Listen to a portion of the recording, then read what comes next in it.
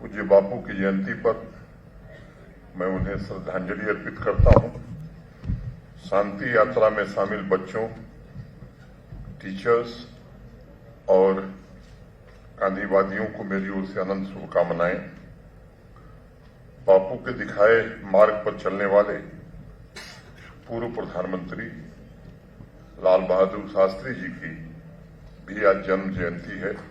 मैं उन्हें भी नमन करता हूं। ये हमारा सौभाग्य है कि आज हमें बापू के आदर्शों पर चलकर नए समाज का निर्माण करने वाले गांधीवादी शिल्पियों का सानिध्य और सहयोग प्राप्त हुआ है। श्री एसपी वर्मा जी, रमेश भैया जी, डॉक्टर रंजना जी, अशोक कपूर जी, लक्ष्मीराज जी, अनेक साथी जो आए हुए हैं। अनेक वर्षों से बापू के विचारों और दर्शन द्वारा जन जन में नई ऊर्जा का संचार करके इस महान देश को आगे ले जाने का वंदनीय प्रयास इन लोगों के द्वारा हो रहा है। इन महान विभूतियों के कृत संकल्पित संगठित प्रयासों का परिणाम है कि आज भारतवर्ष दुनिया में अपनी एक रचनात्मक भूमिका का निर्वहन कर रहा है। दुनिया में शांति, मित्रता, सहयोग के नए युग के सूत्रपात के बीज भी डाल रहा है। बापू के आदर्शों, उनके जीवन कार्य, सत्य, अहिंसा, निष्काम सेवा, त्याग, प्रेम एवं सहिष्णुता जैसे सशक्त औजार इंस्ट्रूमेंट के माध्यम से अनेक सपनों का जम्मू कश्मीर भी निर्मित करने का प्रयास कर रहा है। निजी तौर पर मैं इस बात में यकीन रखता हूं कि बापू के दिखाए रास्ते पर चलकर ही जम्मू कश्मीर के सुनहरे भविष्य तक हम पहुंच सकते हैं। जम्मू कश्मीर के कोने कोने से हिंसा के खिलाफ उठ रही आवाज, गांव शहर से निकल रही शांति यात्रा, ये इस बात को और पुख्ता बनाती है कि बापू के शांति और समावेशी विकास के आदर्शों पर आज यहां लोग आगे निकल पड़े हैं और तमाम धर्म संप्रदाय एक दूसरे का समान रूप से आदर करते हुए बापू के दिखाए पवित्र साधनों के माध्यम से सामाजिक उद्देश्यों की प्राप्ति करने में अब लोग जुटने लगे हैं। अनंतनाग से शुरू हुई यात्रा आज यहां समापन हुआ।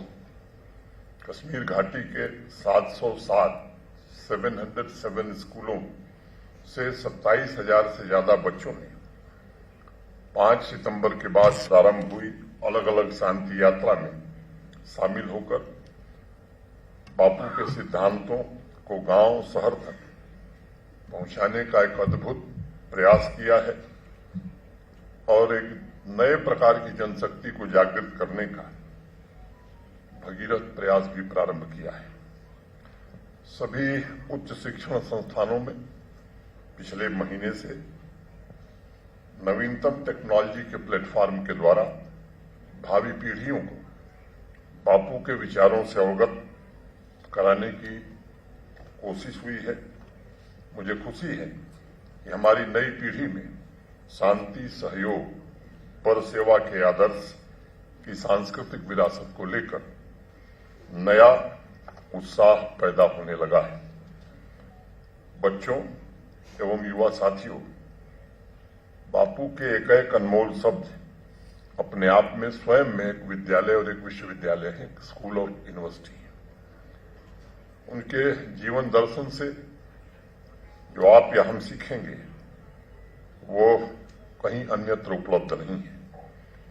बापू के आदर्शों की अनमोल निधि ही राष्ट्र निर्माण एवं सामाजिक हितों की रक्षा के लिए हमारा और आपका मार्गदर्शन करेगी। संचालक महोदय भी प्रसिद्ध वैज्ञानिक आइंस्टाइन का जिक्र कर रहे थे।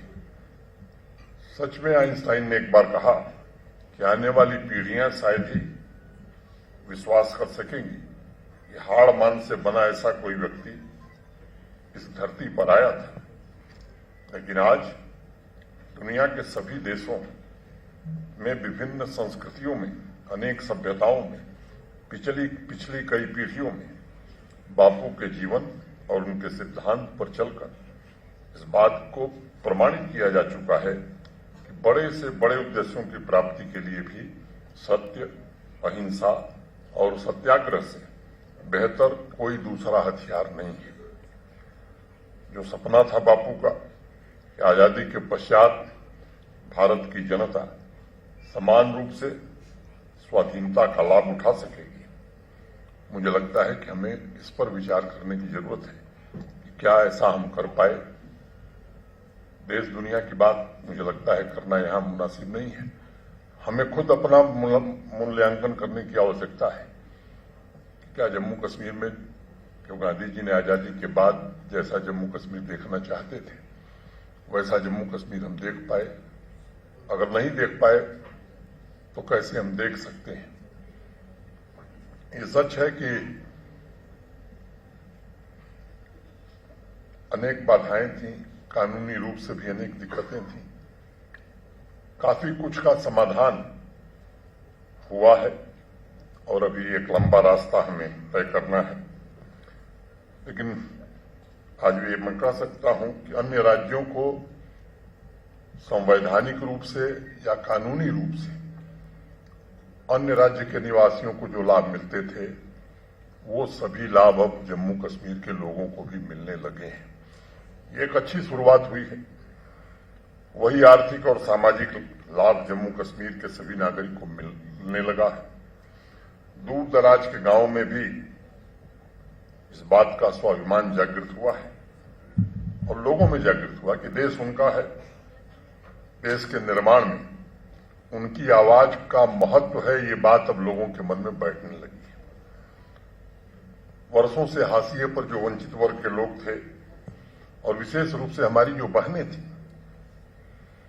आज मुख्य धारा से जुड़ी हुई महसूस कर रही हैं। गांवों के पुनर्निर्माण, पंचायती राज संस्थाओं और शासन द्वारा मिलकर आत्मनिर्भर ग्राम के बापू के सपने को हकीकत का जामा पहनाने की जो कोशिश शुरू हुई है, मुझे लगता है कि इसे हमें और आगे ले जाना है। आज के पवित्र दिन हमें इस बात को भी स्मरण करने की आवश्यकता है। बापू हर एक व्यक्ति के लिए एक गरिमापूर्ण जीवन की बात कहा करते थे, जिसमें प्रत्येक व्यक्ति को समान अधिकार एवं समान अवसर प्राप्त हो। एक छोटी सी कहानी मुझे याद आ रही है। एक बड़े पहुंचे हुए फकीर किसी गांव में पहुंचे और संध्या काल में भजन का कार्यक्रम प्रारंभ हुआ। भजन समापन की ओर था। जैसे ही ढोलक की आवाज रुकी, उस फकीर ने उपस्थित वहां जो भीड़ थी उससे एक सवाल किया कि आप में से कौन कौन लोग स्वर्ग जाना चाहते हैं? तो एक व्यक्ति को छोड़ करके सबने हाथ उठाया कि नहीं, हम स्वर्ग जाना चाहते हैं। फकीर ने थोड़ी देर बाद कहा कि जो लोग नरक जाना चाहते हैं वो जरा हाथ उठाएं।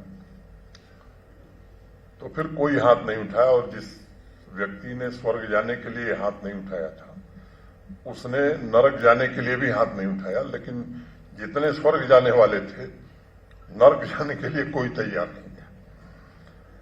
फकीर हैरान हुआ। उस आदमी से पूछा कि भाई, आप न स्वर्ग जाना चाहते हो न नरक जाना चाहते हो, आखिर आप चाहते क्या? तो उस व्यक्ति ने कहा कि न मुझे स्वर्ग जाना है और न ही मुझे नरक जाना है। मैं इसी जमीन पर पैदा हुआ हूं और इस जमीन को खुशहाल देखना चाहता हूं। जितनी शक्ति, जितनी सामर्थ्य,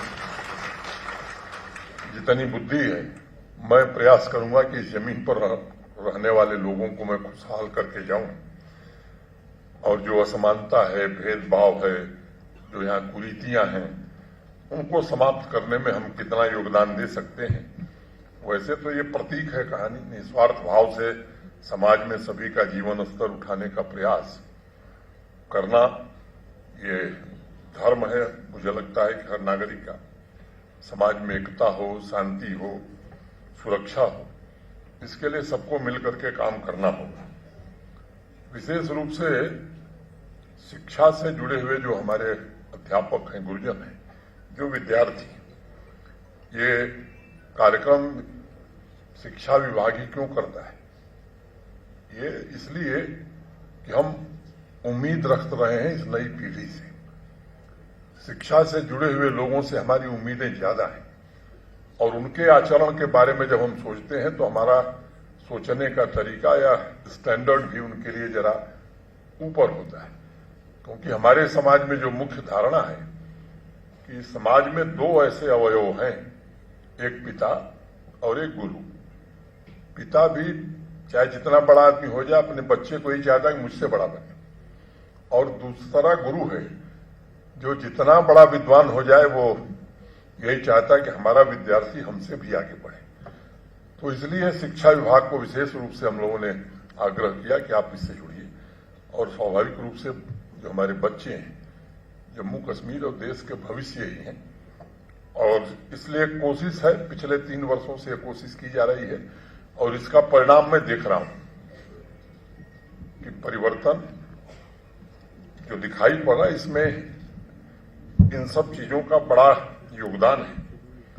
अब विकसित भारत अगर बनाना है 2047 तक, तो मुझे लगता है कि राष्ट्रीय चरित्र का निर्माण भी करना होगा, और इसी समाज को मिलकर के प्रेम, भाईचारे की भावना से हमें सुंदर भी बनाना है, सबके लिए खुशहाल समाज भी बनाना है। और अगर ये काम हम कर सके तो मेहता जी ठीक कर रहे थे, ये सच्ची श्रद्धांजलि होगी बापू को। 3 वर्षों में जम्मू कश्मीर प्रशासन ने अपनी पूरी शक्ति पर अपनी इस दिशा में अपनी ताकत लगाई है। सुविधा की दृष्टि से जो संसाधन उपलब्ध हैं उनका ईमानदारी से लोगों तक लाभ मिले, इसकी एक ईमानदार कोशिश की गई है।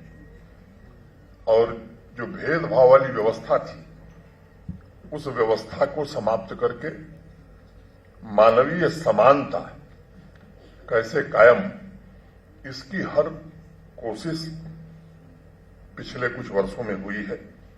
हर एक नागरिक समग्रता से अपने तथा राष्ट्र के हित के लिए जीवन जी सके, ऐसी व्यवस्था निर्मित करने की कोशिश की जा रही है। बापू के आदर्शों के मुताबिक नए जम्मू कश्मीर के निर्माण के लिए नागरिकों में कर्तव्यों के प्रति भी दायित्व बोध हो, इसकी भी कोशिश की जा रही है, ताकि हम आने वाली पीढ़ियों के लिए एक अनमोल विरासत छोड़ करके जाए। बापू अपने जीवन में स्वयं इस बात के प्रमाण है कि समर्पण की भावना से कर्म करके साधनों की पवित्रता से न सिर्फ स्वाधीनता हासिल की जा सकती है, बल्कि समाज को भी समृद्ध बनाया जा सकता है। और ये उनके दर्शन, जीवन, कार्य, व्यवहार की ताकत है। बापू का विराट व्यक्तित्व किसी भौगोलिक सीमा में नहीं बांधा जा सकता।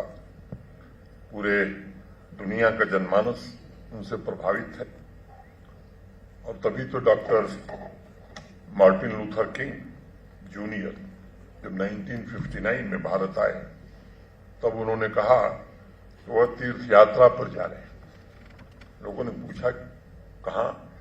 कहा कि बापू के सत्य, अहिंसा के महत्वपूर्ण हथियार से उन्होंने अमेरिका के दक्षिणी राज्यों में जिस क्रांति का जन्म दिया उसे पूरी दुनिया ने देखा और समझा, और उसी पवित्र तीर्थ स्थल से मैंने बापू की जन्मभूमि से हथियार लेकर के मैं आया और इतनी बड़ी सफलता हमें मिली। नेल्सन मंडेला स्वयं कहते थे कि बापू एक पवित्र योद्धा थे और उनके अहिंसक प्रतिरोध ने कई अंतर्राष्ट्रीय आंदोलनों को प्रेरित किया। आज भी विश्व में शांति, समानता, मानव गरिमा, स्वावलंबन, सामाजिक सौहार्द के प्रतीक पुरुष के रूप में बापू ही पूज्य हैं।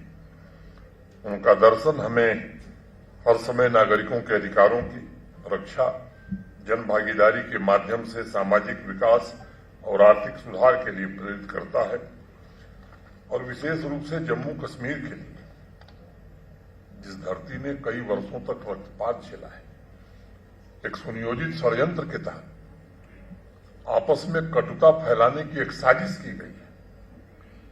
कुछ लोगों के खिलाफ विशेष रूप से नफरत और हिंसा का द्वेष फैला करके उन्हें प्रताड़ित किया गया है।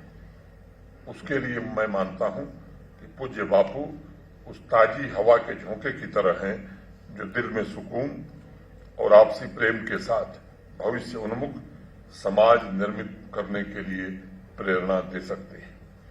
और मुझे स्मरण है, हरिजन को जिन लोगों ने पढ़ा है, 16 मार्च 1947 को हरिजन के एक अंक में बापू ने लिखा कि जिस प्रकार एक पेड़ पर लाखों पत्तियां होती हैं, उसी प्रकार ईश्वर एक है और धर्म अनेक है। बापू के उसी चिंतन के सहारे एक ऐसे जम्मू कश्मीर को पुनर्जीवित करने की कोशिश हमें करनी है जो किसी जमाने में सभी धर्मों का पवित्र स्थल था, जहां विविध साधना पद्धतियों का समान रूप से आदर किया जाता था।